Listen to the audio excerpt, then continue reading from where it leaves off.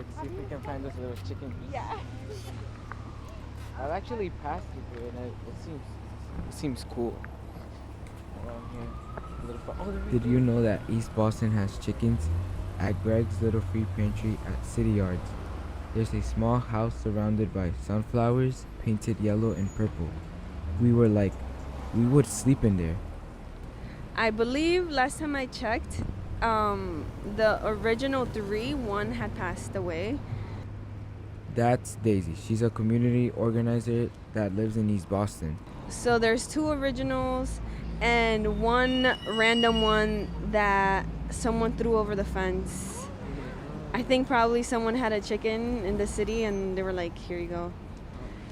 Yeah. And they have a nice little house, little area to be around the sun. She came to East Pretty low. Boston when she What do you was think? 7 years old from El Salvador. I found out there was a petition to keep the chickens, and Daisy came up with it. And it was funny seeing the commentary because some people were like, oh, this is like fake organizing, like wasting time on organizing. But I'm like, I'm just trying to save the chickens, shut up. And it worked. Yeah. Turns out 800 people signed when Daisy only wanted 500. Everyone loves chicken. Take whatever you need, leave what you can. Just a few steps from the chickens, Daisy introduces us to the Little Free Pantry. It's a project she started during the COVID pandemic. Half of it is a little library, another half is food. So I think it has physically maybe have gotten more personality.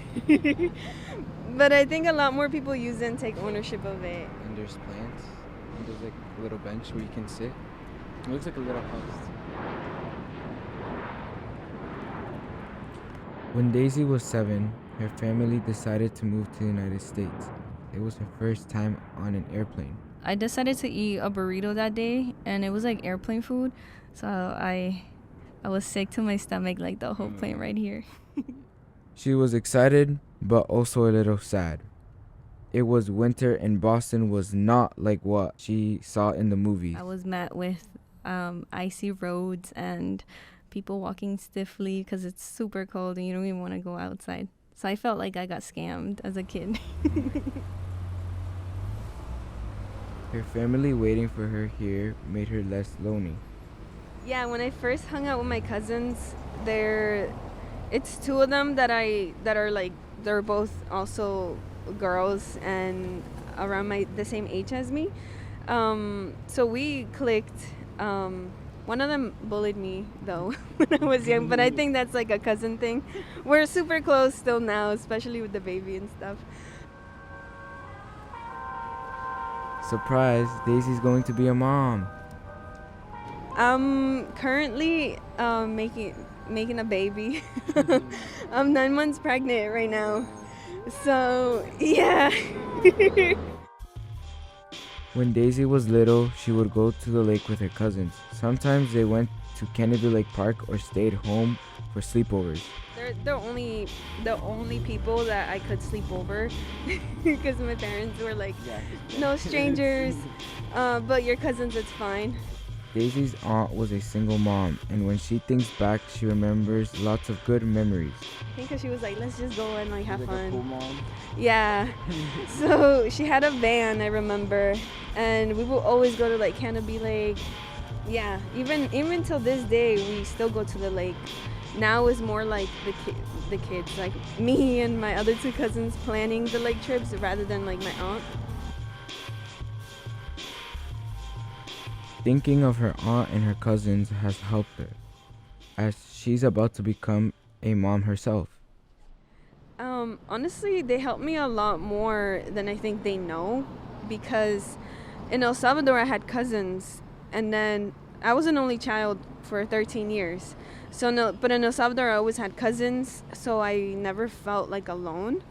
And then when I moved here, I moved into an apartment with my parents and with no kids. So whenever I got to see both of my cousins, I think that was like really special for me because I was surrounded with, not that they replaced my other cousins, but I'm like, at least I have like people here that I can lean on.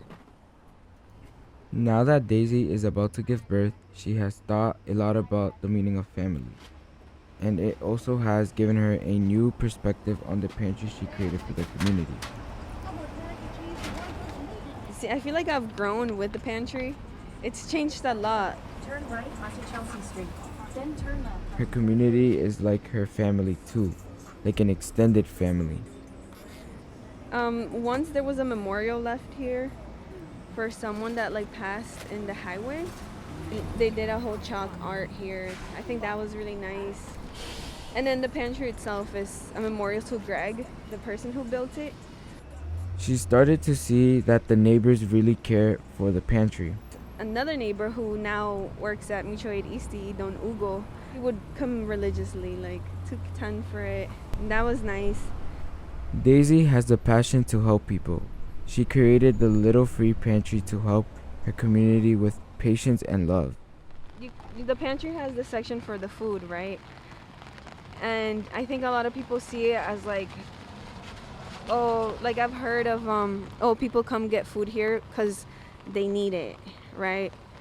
Versus like, no, this person probably just passed by and needed some or wanted some noodles. I've certainly done that here. I'm like, oh, noodles, like, let's just get it. So taking away that like sadness aspect of life, I think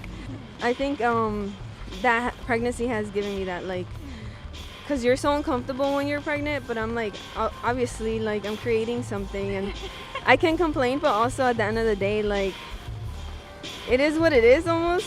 And I know my body can handle it, and I just need patience and love and to slow down. For Zumix Radio, this is Bryan Martinez.